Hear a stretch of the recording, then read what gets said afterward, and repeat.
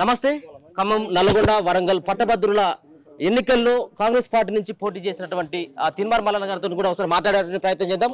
మరి కాసేపటి క్రితమే మొదటి ఎన్నికల ఫలితం కూడా రావడం జరిగింది. ఈ సంబంధించినటువంటి మొదటి రౌండ్ లో మరి తిన్మార్ మల్లన్న కాంగ్రెస్ పార్టీకి సంబంధించినటువంటి అభ్యర్థికి సుమారుగా 10,000 ఓట్ల మెజార్టీ వచ్చిందని చెప్పేసి తెలుస్తా ఉంది. ఒకసారి మాట్లాడదాం, తిన్మార్ మల్లన్న గారితో కూడా మాట్లాడదాం. ముందుగా అయితే అన్నగారు కంగ్రాట్స్. మొత్తానికైతే మొదటి రౌండ్ లో మీకు 10,000 ఓట్ల మెజార్టీ వచ్చిందని చెప్పేసి తెలుస్తా ఉంది. ఏ విధంగా చూడొచ్చు దీన్ని?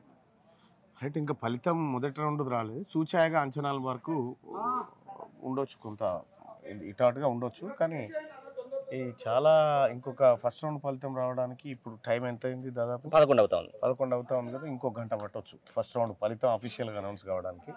కాబట్టి అఫీషియల్గా అనౌన్స్ రాకముందుకు మనం ఎంత మెజార్టీ అనేది చెప్పడం కష్టం. కానీ ఒక మాట అయితే నిజం, ఈ ఎన్నికల్లో ప్రజలు ఒక మంచి తీర్పుని ఇవ్వబోతున్నారనేది మాత్రం మాకు స్పష్టంగా అర్థమవుతుంది.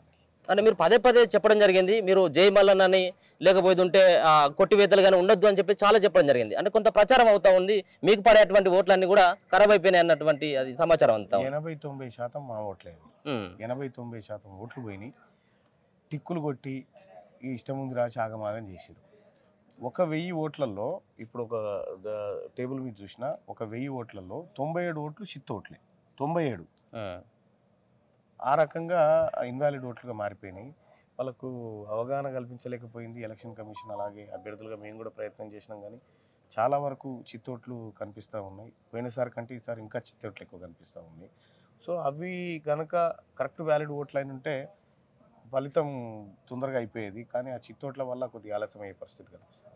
మొదటి ప్రాధాన్యత ఓట్లకు గెలిచేటువంటి అవకాశం ఏమైనా ఉంటుందా? రెండో ప్రాధాన్యతకి ఏమన్నా వెళ్ళేటువంటి పరిస్థితి ఉంటుంది? ఇప్పుడు ఈ ట్రెండ్ ఇట్లే కొనసాగితే అయిపోతుంది.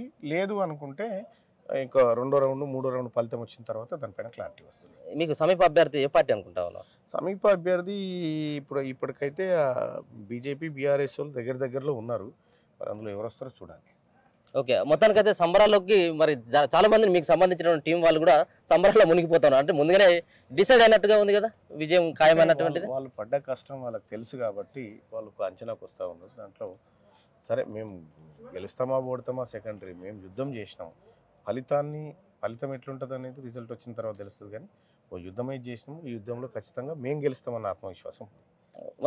మీ పట్టభద్రులకు సంబంధించినటువంటి మీరు ఎన్నికల్లో పోటీ చేస్తున్నటువంటి దశలో కనీసం అక్కడ స్థానికంగా ఉండేటువంటి నాయకులు మల్లన్నకు సపోర్ట్ చేయాలన్నటువంటి ప్రధానంగా వినపడతా ఉంది. అన్ని ఛానల్లో ఇదే డిస్కషన్ అవుతా ఉంది. అది తప్పు. తిన్మార్ మల్లన్న కాంగ్రెస్ పార్టీ బిఫామ్ మీద పోటీ చేస్తూ ఉంటే కాంగ్రెస్ పార్టీ అధిష్టానం ఇచ్చినట్టు. ఇక్కడ ఎవరో చేయలేదని ఇవన్నీ రూమర్స్. అవన్నీ అందరూ కలిసికట్టుగా పనిచేసినాం, అందరం కలిసికట్టుగా ముందుకు పోతూ ఉన్నాం. ముఖ్యమంత్రి రేవంత్ రెడ్డి గారు కానీ, పెద్దలు జానారెడ్డి గారు కానీ, అలాగే మా మంత్రులు కానీ చాలామంది చాలా కష్టపడ్డారు కాబట్టి ఈ ఫలితం కనిపిస్తుంది. ఒక తుది తీర్పు ఎప్పటి వరకు వస్తుంది అనుకుంటారు? రేపు ఈ నైట్కు మాట్లాడుకుందాం. Okay, thank you Mallanna garu.